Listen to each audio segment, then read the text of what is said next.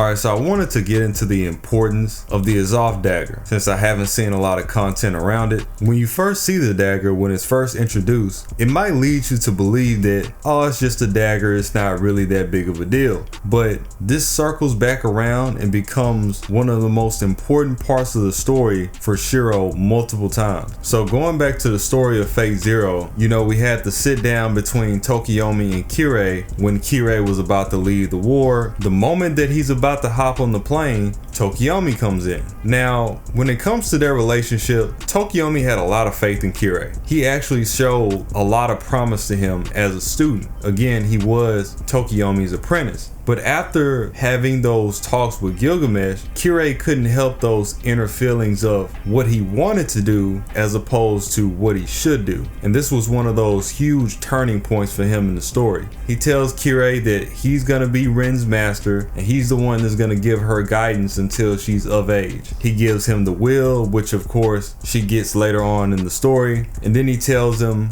if anything goes wrong, just hand it off to the Mages Association. And then he presents Kirei with the gift, the AZOTH Dagger. Now, the one that Tokiyomi gave him was something that belonged to his family. It has one of their heirloom jewels embedded into the bottom where you see the handle. And once you fill it with magical energy, it can be turned into a mystic code. And this is something that he pointed out as he was giving it to him. He says, look man, you've been working hard, you really held it down, you've learned the ways of the Tozuka Magecraft. I'm giving this to you as a graduation of sorts. And this really isn't uncommon. First and foremost, the concept of the dagger is just a replica, and it's a pretty popular thing among the association. Masters would give this to their students, or parents would give them to their children when they feel like they've determined that they've reached that level. Going off into the dagger itself, and a lot of this is in the materials, the breakdown tells us that it's more like a staff. Like he mentioned, you can charge it up with your own energy,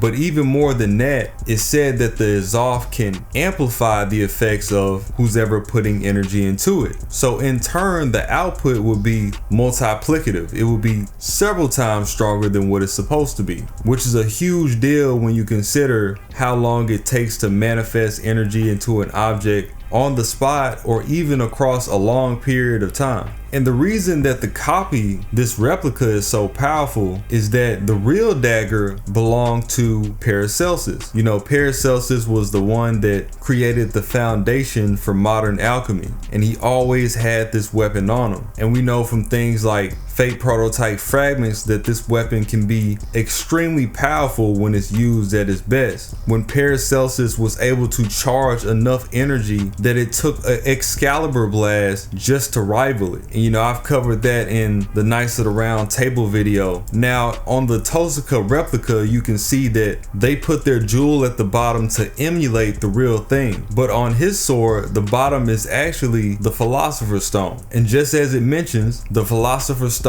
can do a ton of things: transmute, cure illness, neutralize attacks, and this isn't the only form that it comes in. It's stated that it can come as a cane. You could even make the argument that that will be the inspiration for Tokiyomi's cane, his bejeweled cane. For Paracelsus, when he uses his dagger, the original model, it takes it a step further. He uses the 5 elements that allows it to rival the energy of true ether, which is stronger than all of the magical energy in the modern world. The same energy in the age of the gods is that powerful. It's been shown to negate the curse of Ozzy's phantasm. People are really lucky that Paracelsus can't put a lot of energy into it himself. But that's okay, because the way that the sword is made, it can make up the difference for that too. The true ether is just a side ability. The main ability is that it can match the opponent's magical energy by absorbing it. So whatever magical energy you bring out, it's just gonna be absorbed and dished back to you. So just by going against him, you would already have to find a countermeasure. It's insane, really. So switching back over to Fate Stay Night, you have the scene where Ren is wounded and Shirou decides that he's gonna finish the job for her. It further goes into the fact that the AZOTH is a ritual dagger and is used to make magic circles and affect divine mysteries, in addition to the original intent. Shirou also points out that the sword that Ren gives him is shorter than the ones you would see normally, so this must have been something that the Tosaka family wanted as a custom, and I'm sure a lot of that had to do with concealment purposes. The smaller the better, the more it throws the person off. A lot of people at the association know, but if you're just some random, they might pull out the sword and believe that it's for close combat, and you can get the upper hand that way. Now when she gives him the dagger, she says that she's only put magical energy into it from time to time over the years. She focused more so on the jewels themselves, but she tells him that the way that it's used is that you put out the chant and then you force your magical energy into the sword behind it, and that will help upstart the release of its own. And we find this exactly in the fight that Shirou had against Kirei. Shirou had a lot of trouble getting in on Kirei because he was fighting him with the help of the Grail Mud, so he had to maneuver around that. But when he finally got close enough, he was able to stick the dagger directly into Kirei's chest, and we know Kirei isn't technically alive, so this doesn't do anything to him initially. But then Shirou circles back around, swings his entire body into the punch, and infuses the hit with magical energy. And from that point, the AZOTH destroys Kirei from the inside, and his body just falls to the ground. The only thing that Kirei could wonder was how did he get the sword in the first place? But he was unaware that Shirou had already come across Ren, and that's when he got the dagger from her. In Heaven's Field, it was also used as a main line of defense. So here we get a little more detail than we had before. It is further into the story, and Ren says instead of putting energy into it from time to time, she put all of the rest of her gems into it, the ones that are her strongest gems, the ones that she's been saving for years. And she says that the output is at least 100 times her capacity. Now we already know that Ren has a good mana capacity. That's the whole reason that Shirou borrowed her reserves in the UB dub route to finish his job against Gilgamesh. Her energy at its core is 500, which is noted to be 20 times that of the average maze. So if you consider that times 100, that will make the capacity at least 50,000. And I know Type Moon really doesn't crunch down the numbers for us a lot, but there's a part in Camelot where it talks about how strong Rongo Mini it is, and it says that its magical output is 3 million. It's the reason why it's over nearly every weapon in the Nasuverse. But aside from that, it tells us that the average highest ranking Noble Phantasm is only 1 to 3,000. So this is potentially 20 times stronger than a Noble Phantasm, at least by the book,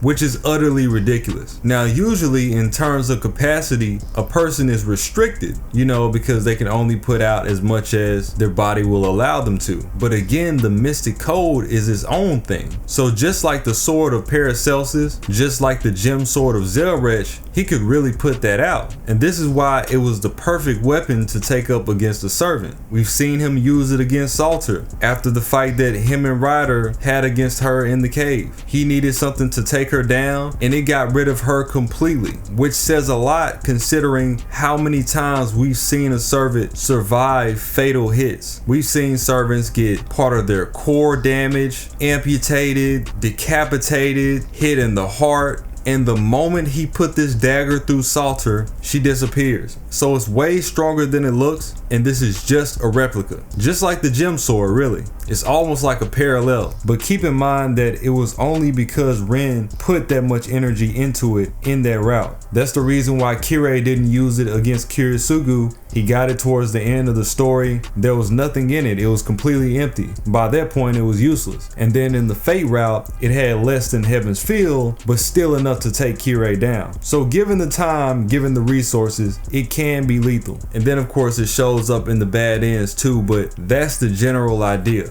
For the term AZOTH, and it's actually written at the bottom of the Tosaka replica. But the term is an ancient poetic term in alchemy that translates to Mercury. And the reason being is that alchemists thought Mercury was one of the end-all be-alls for their work. It helps transmute spells. It was sought out after on the same level as the Philosopher's Stone, which is collectively how they turn things into other elements like gold and silver. We gotta see more of this, man. And I also want to see Paracelsus wield his.